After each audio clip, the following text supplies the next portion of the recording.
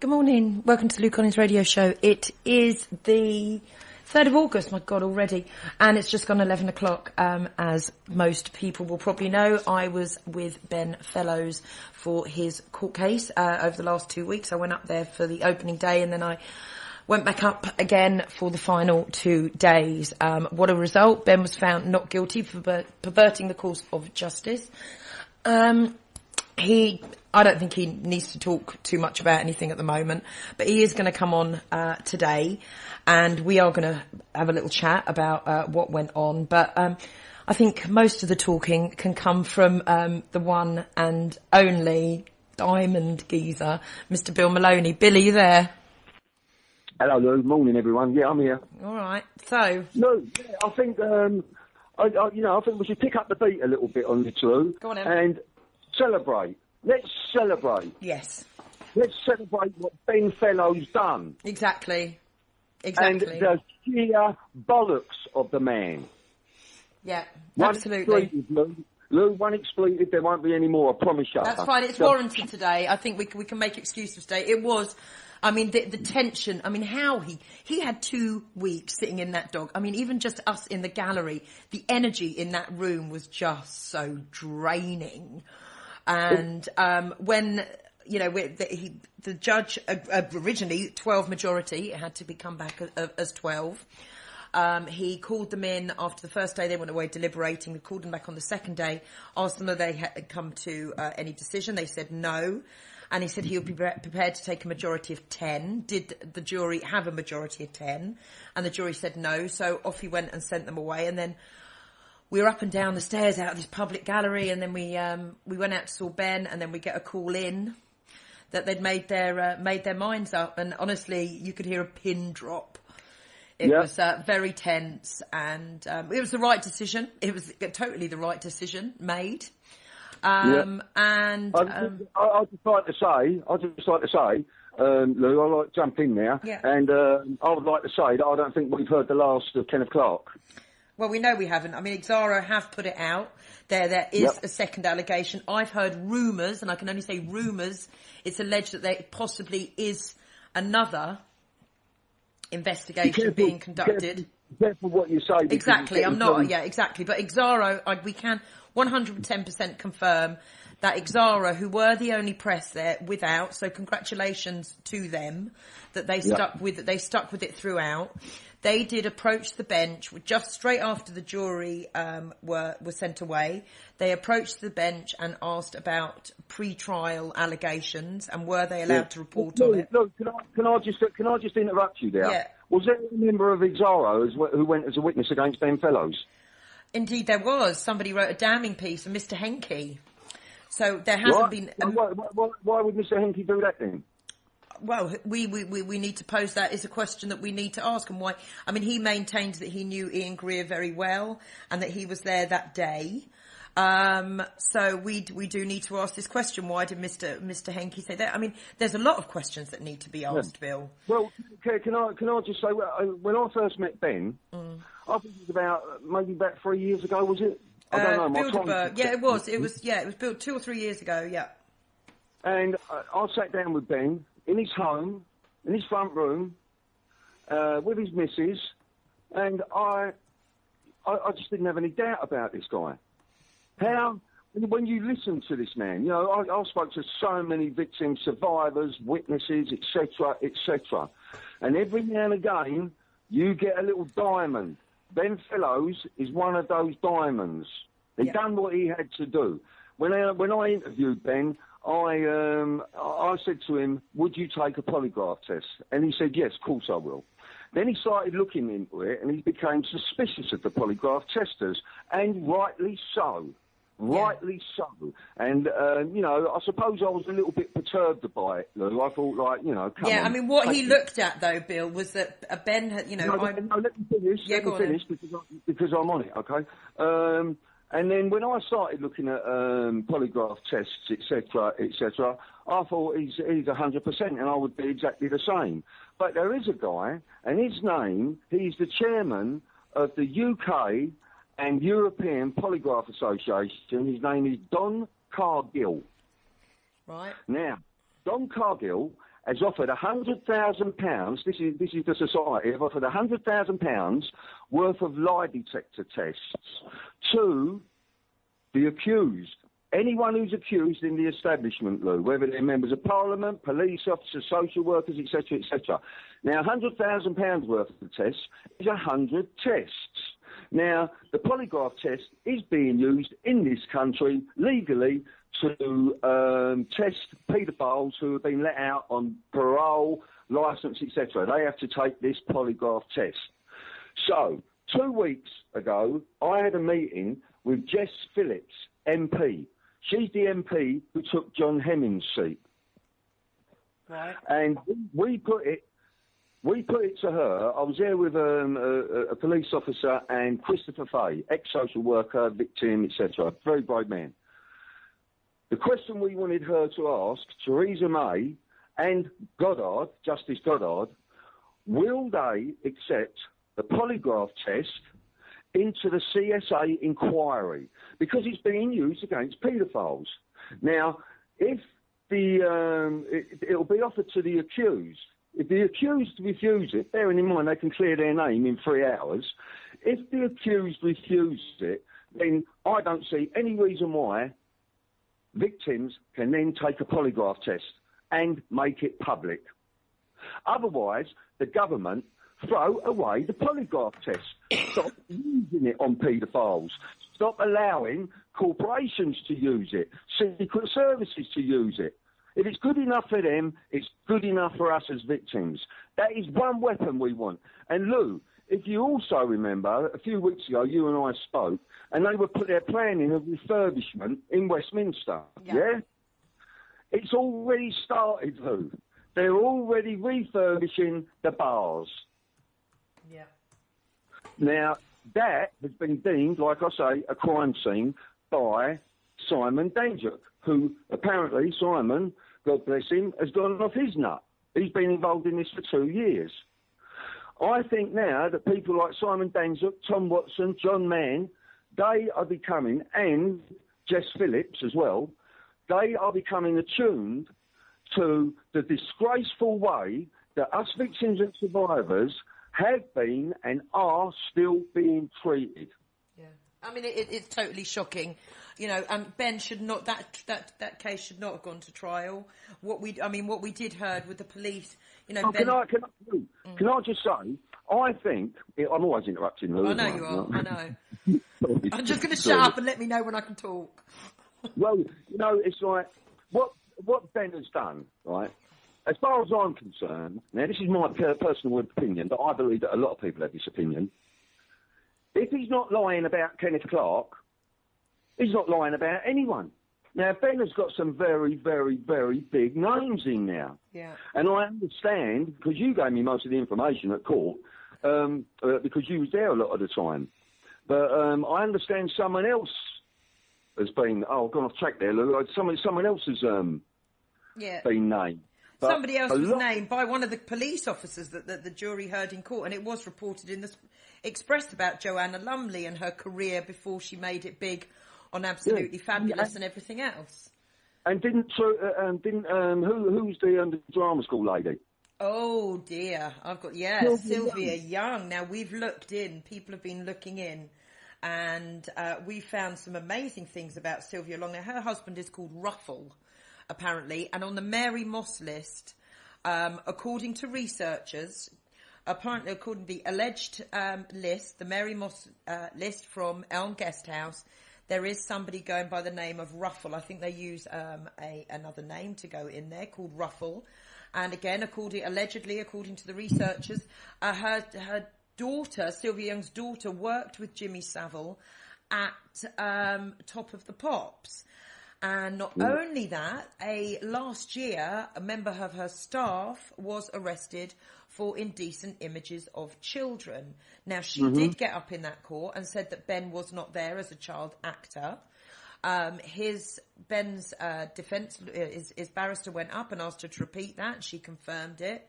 And then Ben's barrister produced 25 odd pieces of paper confirming that Ben, signed contracts for when Ben was there, letters and emails with regards to auditions, and she had to step back and she had to turn around and say, well, you know what, I've been mistaken.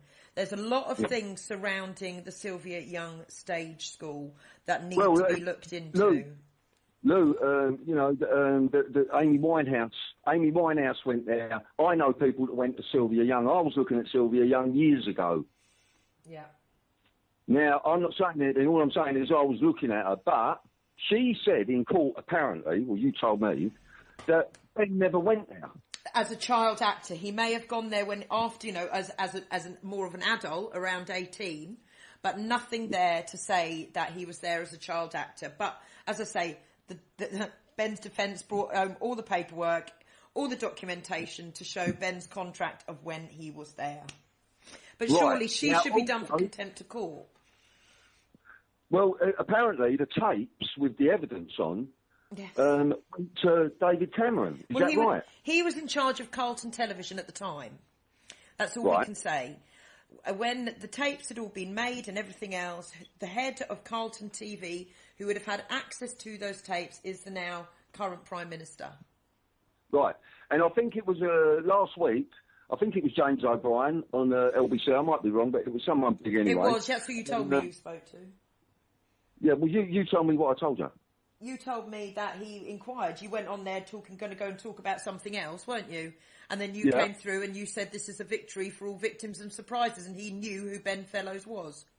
Well, he did. But the other thing that he said was that why hasn't David Cameron been talking about the child abuse? Why isn't David Cameron involved? Now, I made a film many years ago now, well, about 6 years ago, and it was called Adam Rickwood. It's online, Adam Rickwood and the Medemsley Heroes. Mm-hmm. Now, I made a film, and I had two very brave victims, and I mean very brave men, Kevin Young and Richie Hall. Now, what the story was there was when we made the film, there was only 12 victims that come forward on Medemsley. There are now 1,500 because the film put the victims in touch with each other. Now, on the select committee of that inquiry sat David Cameron and Jack Straw. Now, the guys, like I say, there was only 12 of them. They got their compensation, and then they sent in an email saying, what about the apology? Jack Straw had the front to send back an email, which is available for people to see, saying that, that an apology was not part of the deal. But that was only 12 victims then, Lou. Now, these years down the line, 1,500. It's the biggest case of its kind this country has ever seen. That's what I've been told. Right. Why isn't it being reported? Why isn't it being talked about? Leon Britton went to Medemsley. Yeah. Who else went to Medemsley? Yeah. The guys were taken out. They were told out of the institution to be abused as well. And they were told if they said anything, they would be found in a plot or they would be found hanging in their cells. Yeah. That is how dangerous this is for victims and survivors. Well, I mean... Now, go on. Now, Lou, we've got the wonderful Esther. If everyone saw 60 Minutes... people who didn't see anything, go into YouTube and put 60 Minutes Australia Westminster, and you will see an incredible a half an hour show, and they're actually speaking to a paedophile as well on this show. They're speaking to survivors and a paedophile on that show, and it's very interesting. Lou, there is so much. This is so big. Now, if I go back to Jess Phillips and the polygraph test, Jess Phillips, I can imagine by now, has put it to Theresa May and to Goddard. Yeah. So if the police are using it in this country, it's used in 56 different countries around the world, including Israel, America, and Russia. Yeah. Why don't we want to bring it in? Why do you reckon, Lou? Why do you reckon? Because the truth's going to come out. It's basically going to be who hasn't been involved in child abuse. That's right. They're scared. They're running scared. And it to me, I mean, I want to try and get back onto Ben. Yeah. But to me, what it showed me at the trial is that Mr. Clark, people must be abandoning ship, because he must have been pushing pressure on the judge to swing the jury a certain way. The judge has lifted the pre-trial allegations. So people can start. So to me, I think people are abandoning Mr. Clark very, very quickly, and it will be interesting to see if any more. I mean, first of all, I'm going to call Clark's office later on today to find out if he has a comment over the trial, just to see that. Yeah. And maybe maybe let's phone in Downing Street and ask if Mr. Cameron has what's Mr. Cameron's next move. Well, Mr. Cameron hasn't been talking too much about child abuse, has he? No. And Lou, as a father and a grandfather and a victim, I just cannot understand why this man, so he likes to call himself, I suppose, is not standing up for the children, for the underprivileged children, for the abused children, the vulnerable children, the lower class children, the middle class children, the upper class children. Why won't they talk about it? Yeah. Why won't they, Lou? No. I've had so much information, apart from gagging orders, I've had so many threats, and I'm actually under attack now with a big company, and I believe that it's linked to the child abuse. Yeah. So, I've had an injunction put against me that I'm not allowed to do certain things, but I'm fighting this, and it looks like we're going to win. Yeah. Can I just get back? I've just got this thing with regards to Exaro. There was an article written on the 22nd of June of 2013 by a Mr. David Henke, and the headline was "How I Helped the Police Clear Kenneth Clark of Sex Assault Smear."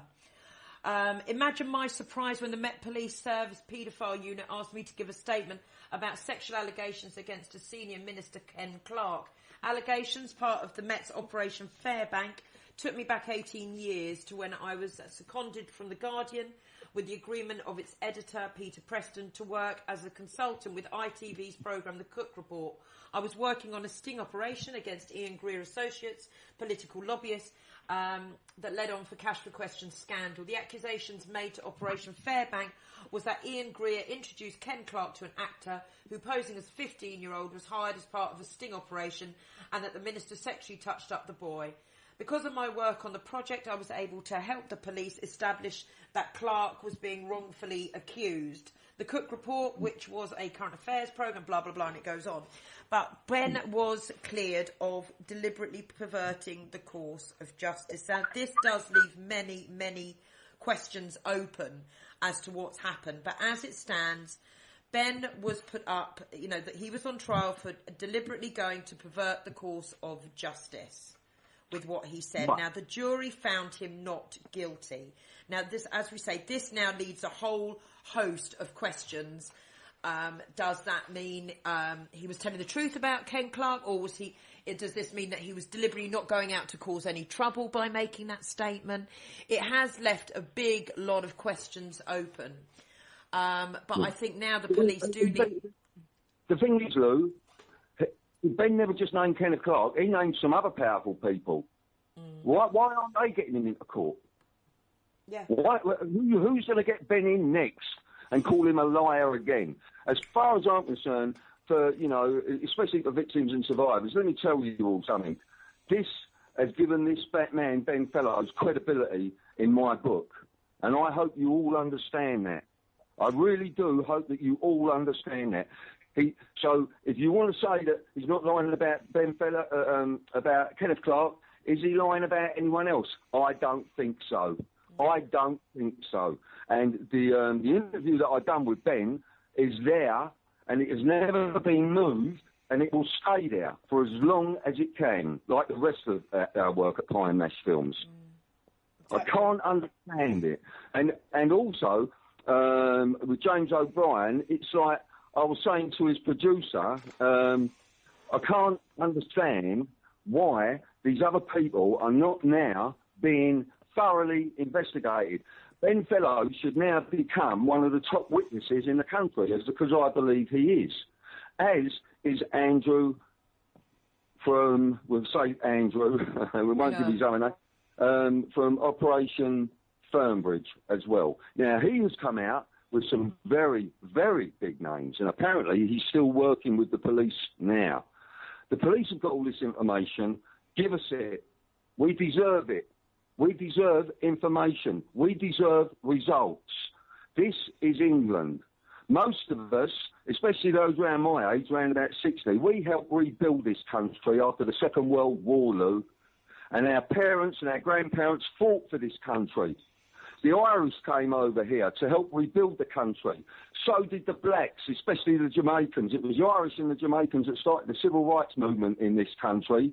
And now we were outrageously abused. They became our parents, the institutions, the establishment, and look how we've come out. And they dare continue to keep hitting the vulnerable, the unemployed, the lower classes. It's like, if you got my accent now, Lou, and you go into certain establishment places, they look at you as if you're a criminal or a hooligan. Yeah.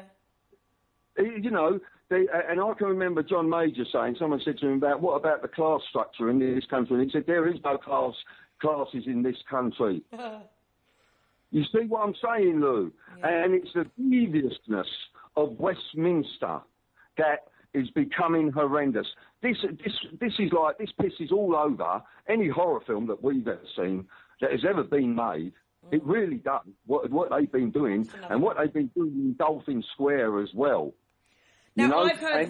I've heard rumours about Panorama going to visit Dolphin Square very shortly. I know that Brian, well, I think you exposed that the BBC wanted to do some sort of sting operation. And I know Brian Garish brought it up on the UK column as well, and contacted, but I'm still under the belief that Panorama are up to something with regards to Dolphin Square. Panorama's working at Westminster, because if you look at the BBC, right, what other television company, if you like, if you don't pay for Sky, they cut you off. You don't pay the BBC, they're going to put you in prison. They're going to fine you. Now, who gave them the power to do that, Lou? The government. And what I would also like to say, I'd like to get any of you that are investigating all this, I think it was in late 1980 or early 1990s, when Margaret Thatcher sent the police in to the BBC, and they came out with boxes and boxes of evidence. I don't know if you remember that, Lou. It was on the news, the country was going crazy, and then it all calmed down.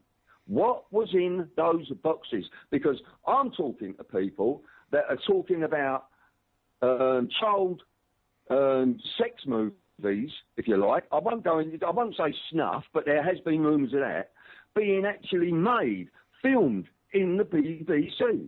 What was in those boxes that Thatcher could do that?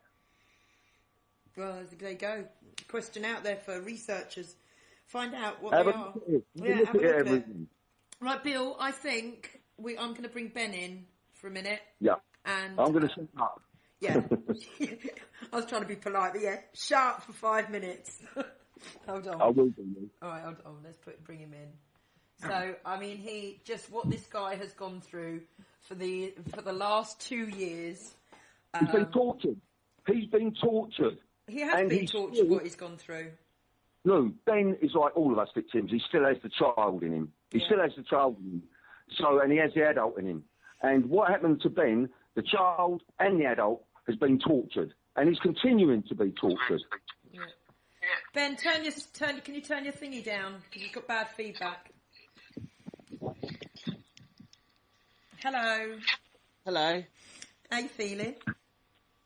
Tired, I have to say. Quite exhausted. Right, listeners, here we are. Here is Ben Fellows. First time on air. First time talking to anybody since the trial. Well, when was the last time we spoke? How long ago was it?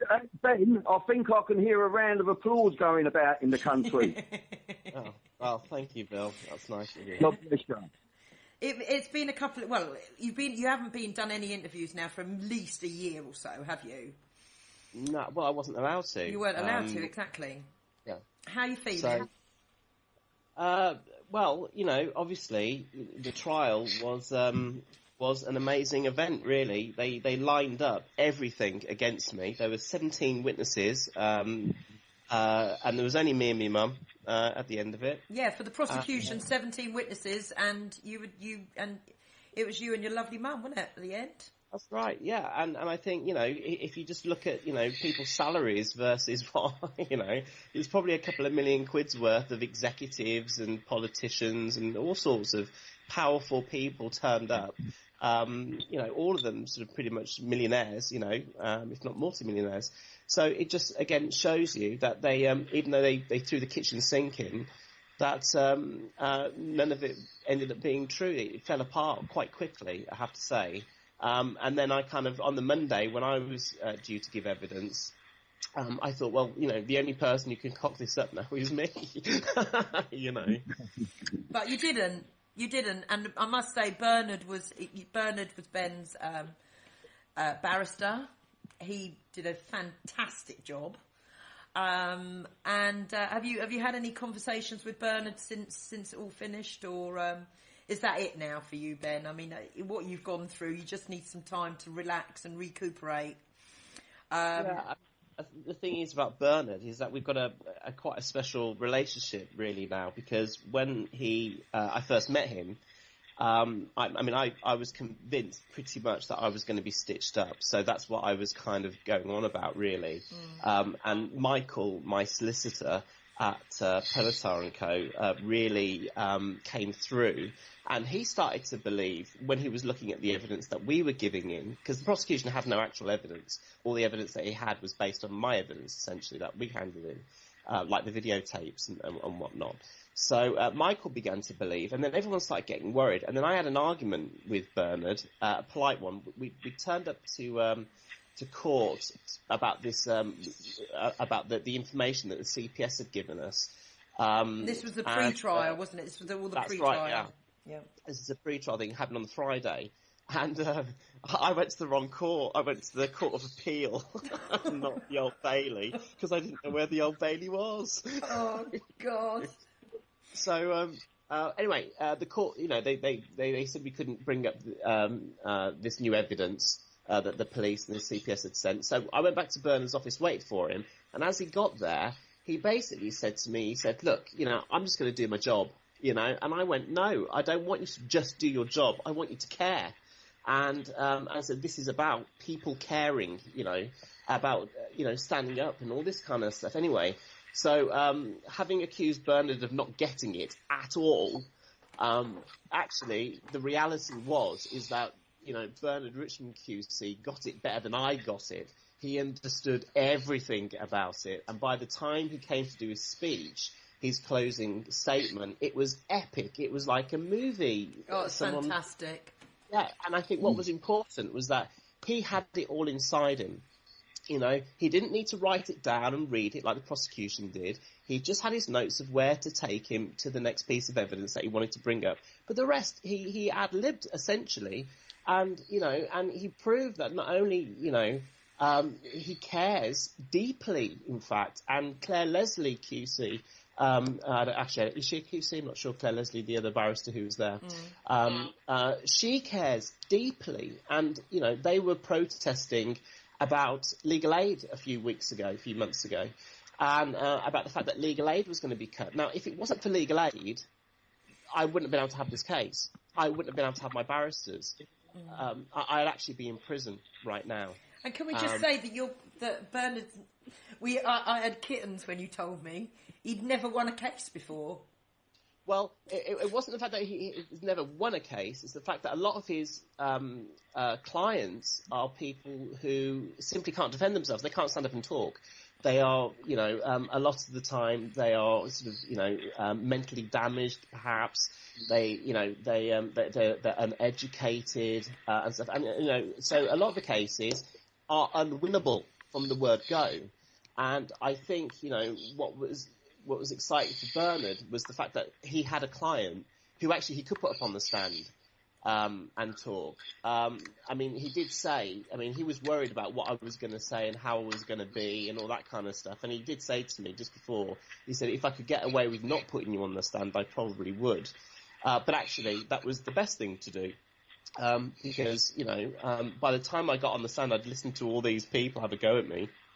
And it was a simple matter of fact of just being there, not, getting over emotional about it. It's just trying to remain calm and together and go through the process and answer the questions as they came up. Because, look, I've been asked, over the past 2 years, every question that everybody has had on the internet has been put to me. Do you know what I mean? People have met and comments here and there. So really, there wasn't anything that they could throw at me. I mean, the piece of evidence that was really kind of delicious for me, really, was the fact that when they got the pictures of the office. Now, we do have the other pictures of the office that everybody else drew, other than Ian Greer, and they all had the sofa set up. So it was interesting that they went back to Ian Greer and clearly had changed his drawing, and got him to change his own drawing to look completely different. And that was never put to any other witnesses like Richard Jess, who was there, or Sylvia Jones, who was there. It was just put to me. So, instead of panicking about it, and he said, well, look, if you'd have gone to this office, you would have met Liz. And I just went, well, who's Liz? I mean, it's never heard of her. So, I think what was good about it was that the jury understood, as the week went on, exactly what the picture was. And even though in my mind I felt that I was going to go to prison, I was preparing myself to go to prison, I was terrified really of losing, not only for my own sake and the liberty, my own liberty, it was just the fact that I would have made it harder for everybody else to come out. And how do you live with that? Do you know what I mean? How do you live with, people thinking that, you're a liar and you're this and you're that, when actual fact, all you did ever, I never wanted to do it in the first place. And then when I did do it, I got penalised for it. And so, I've really, I don't want to go on about what I've lost, but, I don't have a marriage anymore, I don't have a flat anymore, I don't have a home, I don't have a job, I don't have any money, the list goes on. And, but what's really good is that for the first time, we've won.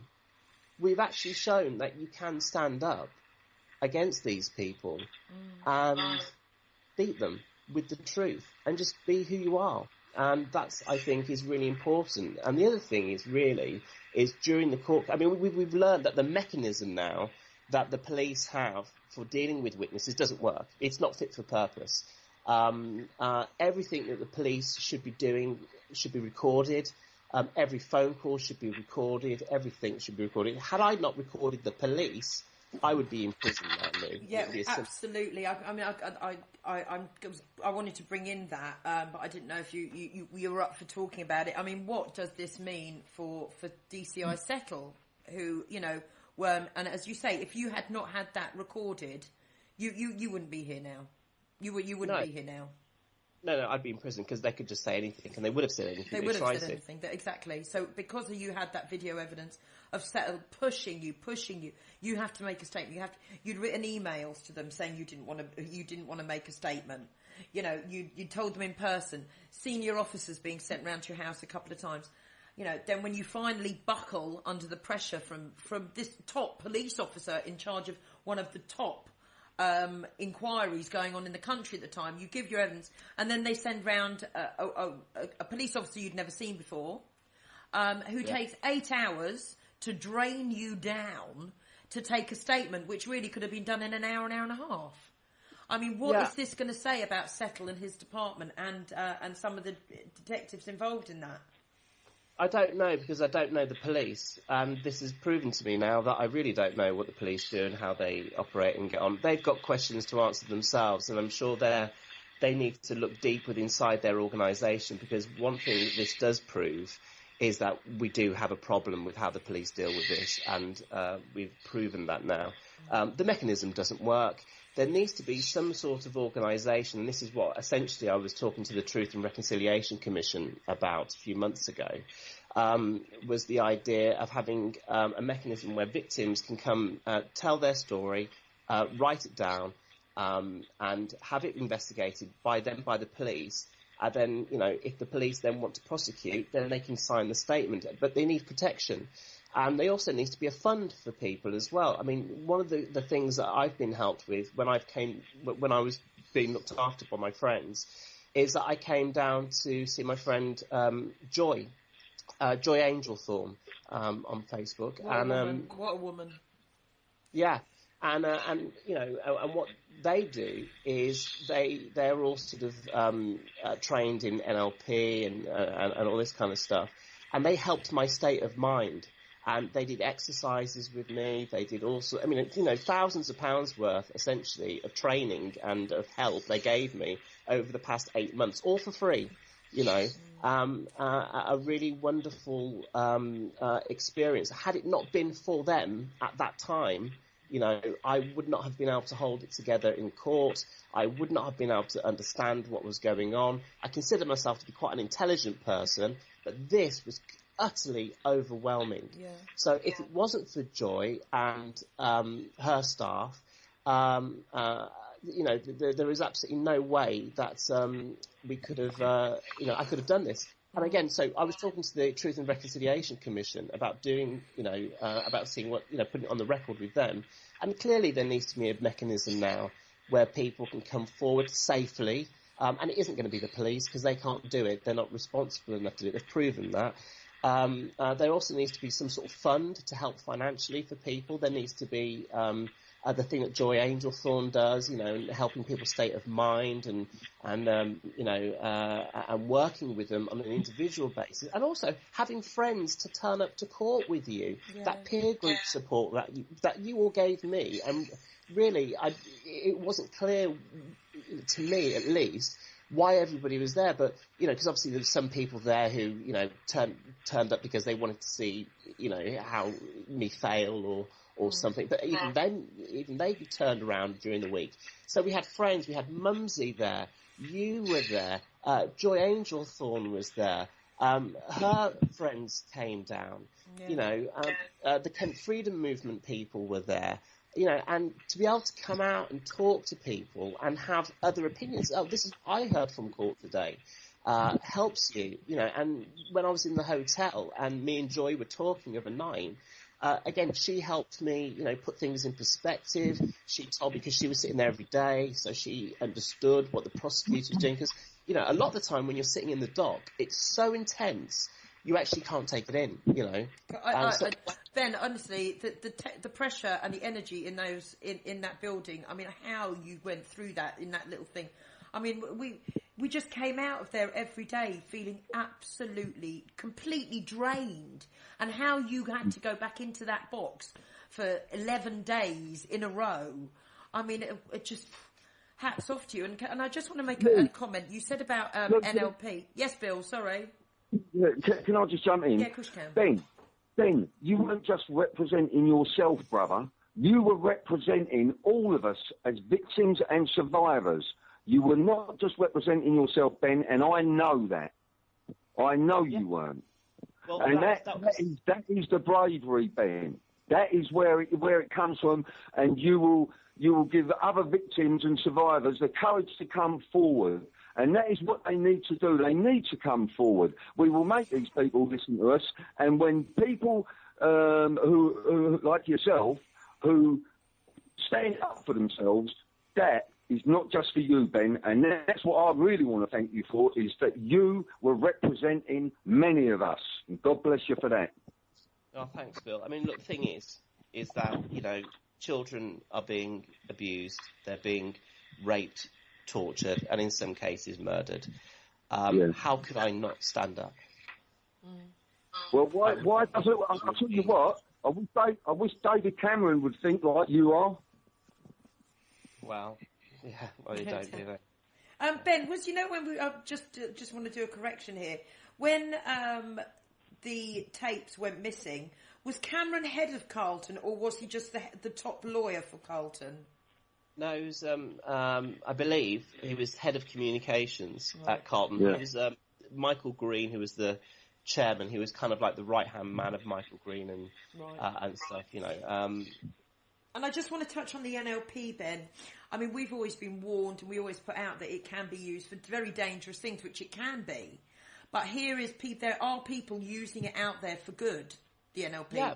Because, I mean, all I've ever done is report on how bad and how dangerous this NLP is.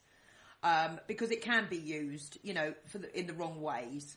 And I've always been very, very cautious and that. But from meeting Joy and seeing, as I say, how you got through that and how calm and collected you were under pressure from these barristers, you say, incredibly influential people, loads of money, powerful people, and you were able to keep it together in that stand and conduct yourself impeccably throughout.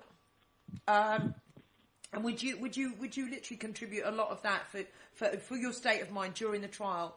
Was that thanks to the work that the wonderful Joy was doing for you, with you? Yeah, that was all of it. I was a mess, really, and I was panicking every day.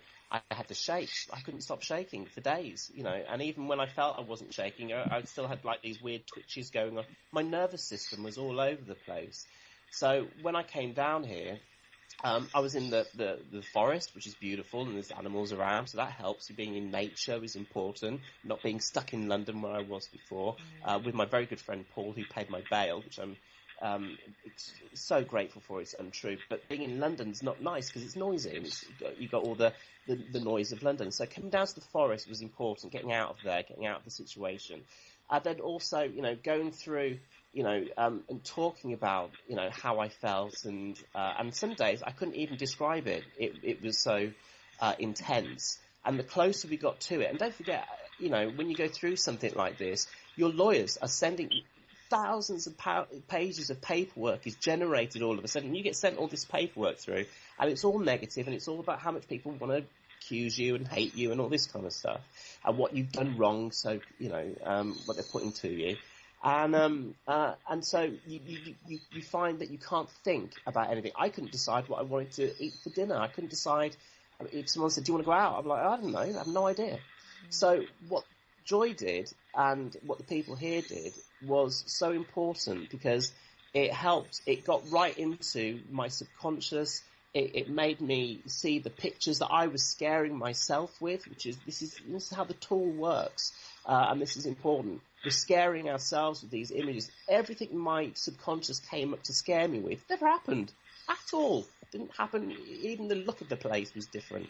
So, you know, it was just about dealing with that and how it affected me, and how I learned how then I could manipulate myself to feel better about going into court, and what. So really the tool of NLP is really empowering you to help yourself if it's used in the correct way. And of course, tools can be used either, you know, in good or bad.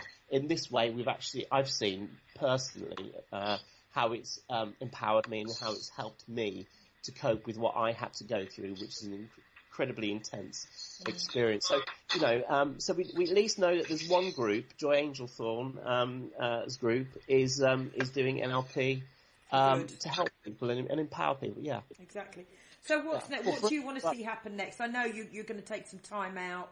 I mean, I didn't really want. I'm really grateful that you've spoken out, you know, the way you have today. I thought you were just going to come on and thank people, but it's great that we can hear, you know, your whole thing around the trial and your thoughts about the trial.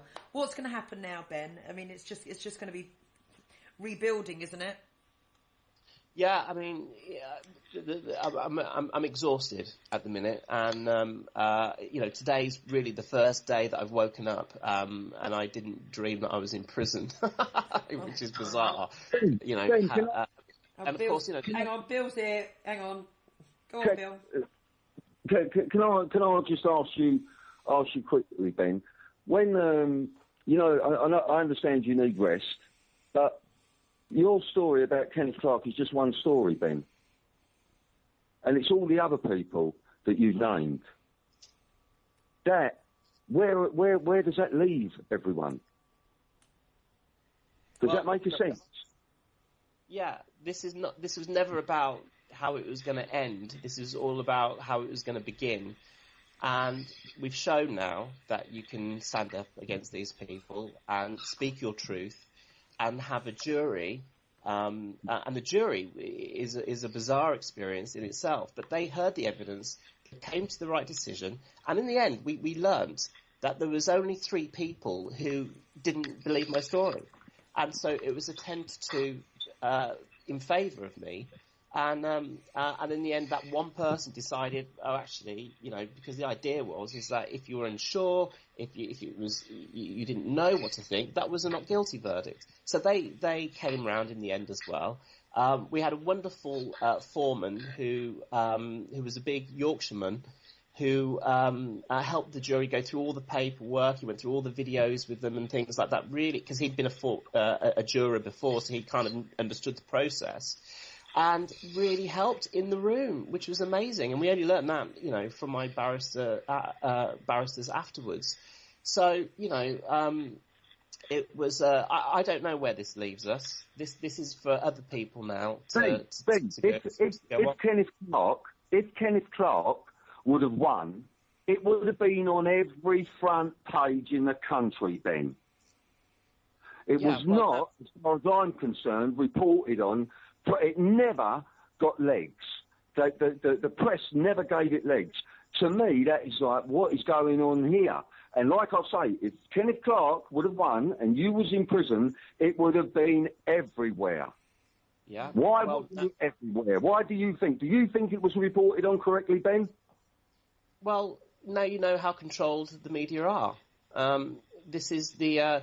They lined up at the beginning to call me an inventive fantasist, liar, or whatever they did. That was reported on. So they were lined up for the kill, as it were. And as the week went on, even there was one guy in there all the time from Exaro, and I've got to say this about him. Yeah, he was a nice chap. He was in there every day, and he heard the case. And as the week went on, I could see from his body language that he was troubled, that this was bothering him by the end of it. And, and they did stand up at the end, and they did overturn this contempt of court thing. Even though I had problems with Exaro, I'll give that guy his particular credit. He was the only guy who did actually report on it. But look, the thing is that it hasn't been reported widely because they don't want to add fuel to the fire, as it were. So now it's just kind of like, forget about it and move on. There's things in Calais going off, and there's people doing crazy things all over the world again. And so this is how the media is controlled. We've seen it. And to me, it's no surprise. But at least everyone who was there got to witness that. Yeah, and it was Tim Wood. Tim Wood was the journalist who was there every day. I had a chat outside with him, and he said, you're a good bloke, and, he wanted he thought the public had a right to know that there are other investigations going on. And the other guy who was there on the final day was Mark Conrad, who I had a good chat with. And these guys seemed like good guys. Everyone within an organisation can't always be tarred with the same brush, but as we say, Exara were there. They were there from day one. They were there every single day at the trial, and they happily came and spoke, as supporters of you towards the end. Standing outside, they sat out there and they chatted away to myself, to Mumsy, to Joy, and as I say, Tim Wood was the only mainstream journalist who was present there for the entire trial. And whether they went in with the first, I don't know what kind of attitude that they went in with the reporting at from the beginning, but certainly, by the end of it. They seem to me very supportive of you, Ben. Yeah, they've got a problem. That's why. Yeah. They've got a problem within... Exaro has a problem within their own office. And so, they've got to do some searching deep inside their souls and in their hearts about actually, what is the media's job? Is it there to... I agree with Ben. I agree with that 100%. I spoke with Mark Conrad a little while ago, a couple of weeks ago, and I gave him some information. And I think you're right. They do have problems within their own office. They do. But Mark Conrad, I spoke to him. He seems like a good guy. Yeah. Well, we'll see, and we'll see what happens now. I mean, the thing is that I've got there's lots of questions that have come up from the trial about the pillars of our society and how they respond and how they act, and there's going to be a lot of soul searching, I think, over the next sort of weeks and months. However, my conscience is completely clear. Exactly. So what's next, Ben? You're going to take some time to chill out. And what's going to be next? What do you want to do? You're going to go and see Mum? What's happening? I don't know. I'm absolutely, my life has been absolutely decimated, and I'm not going to try and say it hasn't been. Over the past 2 years, this has been a sort of a systematic attack on my psyche, on my soul, on my heart, on my finance. I've had tax issues come up all of a sudden. I had to fight back when this was going on, and luckily I did manage to win that as well. When they were trying to say that I owed them, £6,000 worth of tax or whatever it was by the end of it, for not being in the country. All this kind of stuff has gone on. So, I would like to think that I'm going to try and sort of start to rebuild my life. But, I don't have anything, I have a bag of stuff and a computer. and that's it, which is, so I've got to find a job in somewhere, I've got to get some money together, otherwise, I'm just going to have to. So I don't really know at the moment where I'm going to begin and where I'm going to go and what to do. But I'm going to do something, and and also it's up to everyone else now as well to get up off their asses and yeah, totally. Yeah, totally So agree. This never about how it was going to end. This was all about the beginning. Yeah, and then well, I'll tell you what. You're welcome here with us. Come down for a weekend. I'm going to come down and see you, Joy. Maybe we'll try and get Mr. Maloney out of Lewisham for a weekend. Yeah. Good luck with that. No, I have been out of Lewisham, actually. I'm joking. No, we need to get you down here. We've been saying it for bloody years. Get your bloody butt down here and have a few days chilled out with us down here. I will do. But listen, while I'm on, can I just give a quick shout? Yeah. To Raymond Sinclair. Raymond Sinclair is leading the charge on the Shirley Oaks case. Have you heard of it, Ben? No. Go on, give him a round of, and for the listeners as well, Bill. We've got 6 minutes. Shirley Oaks was the biggest children's home in the world. There were 600 children in that establishment. They have closed down. They put a block on anyone looking at the records of Shirley Oaks for 100 years, Ben. Now, Ray Sinclair, I went to Brixton Town Hall 2 weeks ago, and there was a meeting there. And Ray Sinclair, and Shirley Oaks was full of black kids and a lot of kids like myself who were Irish descent, Scottish descent, etc. Very vulnerable people. Jimmy Savile went there. My sister was raped continuously by the pool man, God rest her soul, my sister Diana. And I was at this meeting, and the councillors, I think there was something like 20 councillors there, and I think 14 of them were given chances to speak, etc. And we had 3 victims that were allowed to speak. And all the councillors, we are so sorry this has happened to you, da-da-da. And I went in, done my usual thing, told them blah, blah, blah. Put the other things to them. But when I went there, I had not felt like that for over 40 years. Like I say, I'm 60 in March. For over 40 years and it shot me back there. And we had humour as well. At the end of my rant, I said, now I understand where my love for reggae and my rhythm comes from. Because it was the 50-50, probably more black kids in there. Probably more black kids in there than white. And they were horribly abused. Outrageously, and nobody's talking about these big things now. You've got Shirley Oaks, you've got Medhamsley going on, etc. David Cameron involved in Medhamsley, Jack Straw involved in Medhamsley, etc., etc. Then we've got Martin Neri, who was involved with Dr. Bernardo's, who has been named himself by victims of Medemsley. And, you know, the Medemsley guys, I know some of you will be listening, chaps. Now you have to do what Ben Fellow's done. You have to get up and you really have to show what you're made of. Because what will happen, you'll go into court, you'll get your 40 or 50 grand if you're lucky, and then 25% of that is allowed to go to the solicitors now because of the change in legal aids. And they're also talking about, when I was on the James O'Brien show last week, about if victims have got criminal records and they go and win their claim in court, then they've got to pay compensation to whoever they committed the crime against out of their winnings. We are being treated like third-class citizens, and it cannot go on. It cannot go on. Agreed. Bill, any last words from you, because we're signing out now? Well, we'll do another show in a couple of weeks.